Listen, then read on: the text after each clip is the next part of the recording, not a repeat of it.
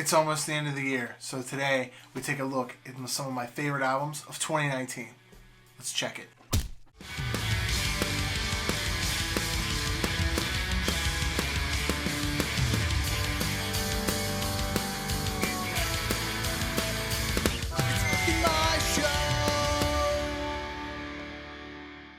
Like I said, it's that time of year.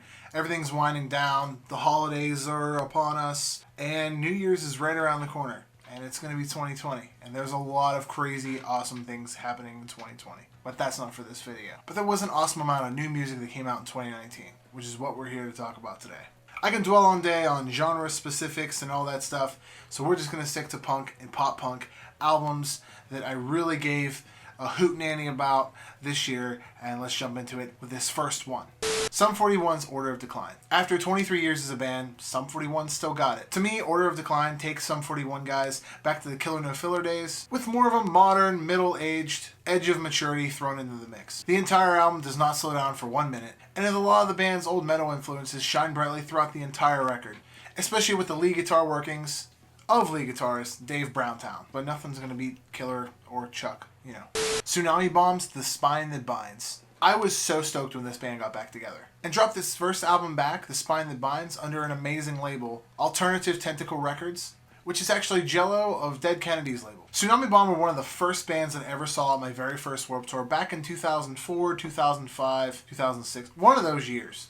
And I was real bummed when they broke up, but now they're back. I recently talked to them about this new album, and I'll link that interview up in the link below. The Spine That Binds definitely proves that even after member changes and hiatuses, and just life getting in the way, that a band can still come back together, make a comeback, and absolutely slaughter. They still have that overall aura and essence about them. The sound is still there, and I can't wait to see what they're going to do in 2020. Aaron West and the Roaring Twenties, Routine Maintenance. Though we didn't see a new Wonder Years record in 2019, we saw a new Aaron West record. What do those two things have to do with each other, you ask? Well, Soupy, from lead singer of Wonder Years, this is his side project. It's real indie rock and almost like folk rocky and kind of sounds nothing like the Wonder Years, but it's still within that sub-genre of pop punk, I guess you consider. Aaron West's debut album, We Don't Have Each Other, was absolutely phenomenal, and I highly recommend it to anyone. Soupy's alter ego, Aaron, seems to never be able to catch a break on either of these records, with every song being about heartbreak, fighting, losing a loved one, getting divorced, getting arrested, and the list goes on. I really wish this was the direction that modern country was going in, but here we are, still talking about ice cold beer, dirt roads, girls in tight jeans, and a jacked up truck, whatever. Heart Attack Man's Fake Blood. This album took me by surprise in 2019. They have this sound that's like Weezer meets Jimmy Eat World, with a splash of The Killers, combined with this sound that hasn't been around, at least to me, since the late, great Modern Baseball.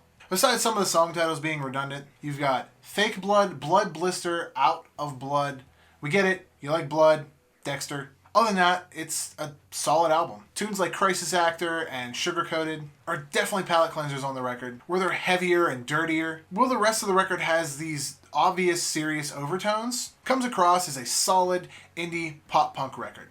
Blink-182's 9. I did a review on this album back when it dropped on thepoppunkdad.com. You can check that out below.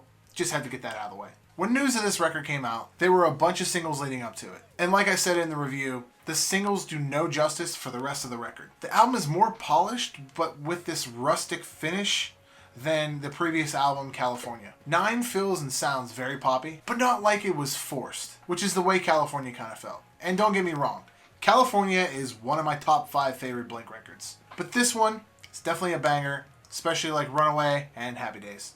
Bad Religion's Age of Unreason, celebrating their 40th year as a band. I said that right. Bad Religion dropped The Age of Unreason in 2019, which marks their 17th full-length studio album. These guys have to be breaking some kind of record at some point. I mean, there are bands that are older, obviously, but I feel like they're going to do it one day. Watch this video in like 15 years and see if I'm right. They are by far one of the best bands I've ever seen live, and this album proves and shows that they're not slowing down anytime soon. Tunes like Chaos From Within is a straight explosion of guitars, with that signature Bad Religion sound. And tunes like Downfall is a typical conventional rock song, with punk rock elements thrown in to keep the balance within the tune. They touch a whole lot on modern topics, like the lack of sensibility and reason, with everything going on today, with songs like their title track, to questioning the future of mankind, with songs like their closing track, What Tomorrow Brings. If you're a Bad Religion fan, you can probably agree that they don't write a bad song, and this record proves it.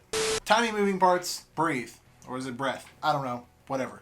This band is definitely the palate cleanser of the list. They're most definitely in the pop-punk territory, but have that math rock sound that gives them this unique feel to them. Especially since they're only a 3-piece band. Swell blew me away last year, and this year's Breathe was no exception. From opening track The Midwest Sky to closing track Hallmark, the record is packed full of emotion, heartbreak, and you feel every single word the lead singer Dylan is belting out. Songs like Bloody Nose dial it back a tone, or tunes like Soft Spot, ironically, hit the soft spot. The thing about this band is I love the little pull-offs and the little licks on guitar throughout every single song that make it definitely unique.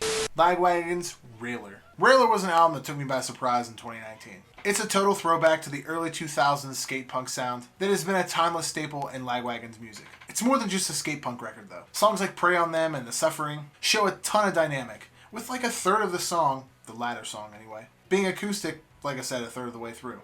And then it opens up to almost like a metal sounding song, while tunes like Surviving California dive deeper into that metal driven territory and get nasty and hard, take that how you want, through the entire tune. By far my favorite song on the album, as cheesy as it sounds, is their cover of Faithfully by Journey. That song has been near and dear to my heart for years. I love how even though they're a punk band, they can show diversity. Then again, we're talking about Joey Cape, man. That guy can write a song about anything.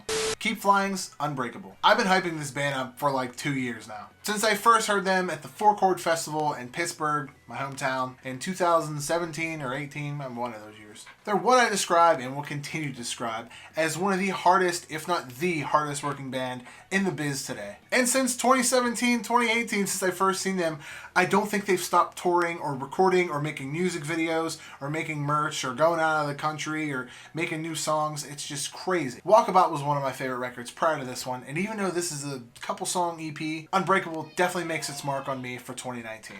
Last but not least is Grayscale's Nella Vita. I think I'm saying that right. It's probably Italian, saying it wrong, whatever. This album is refreshing. I first heard the song in Violet, which by the way is one of my favorite songs of 2019, but that's for another video. I first heard the band in 2018 on the last Cross Country Vans Warped Tour while I was in Pittsburgh, and it's just amazing to watch a band explode in such a short time the way that they have. Every song has this unique way of taking sadness and depression and these terrible moments and putting a positive spin on them. A tune like Painkiller Weather, I mean come on, with lyrics like, I loved a girl named Madison, she likes to do heroin.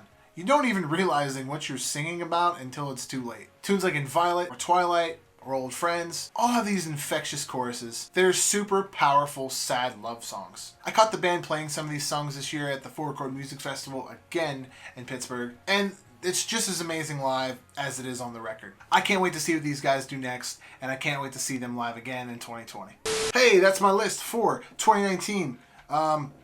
What'd you guys think? I know I could have went on with a whole bunch more music that came out. Some stuff didn't even really hit the genre of pop punk, but it was my favorite records that I just played over and over and over again throughout the year. Or the last couple months, because some of them only came out like in September. But they've been like belted inside of my brain, and they're my favorite records of this year.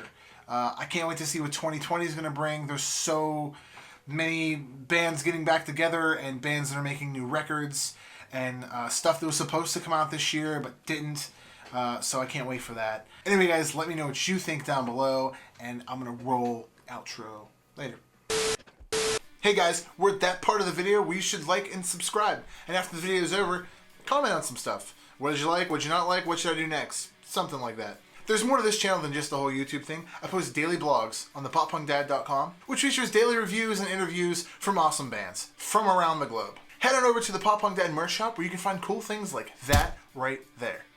It helps the channel out and it lets me know that you love me. I have a weekly podcast called the Pop Punk Dadcast, which is on Spotify, SoundCloud, and iTunes. Please subscribe. And hey, while you're at it, after this video, cruise on around and check out other content that tickles your fancy. Interviews with awesome bands, vlogs, cover songs, and more. You can check out all my socials, my IG, my FB, my Snapchat, and my Twitter at the Pop Punk Dad. And above all else, guys, stay pop punk. Later.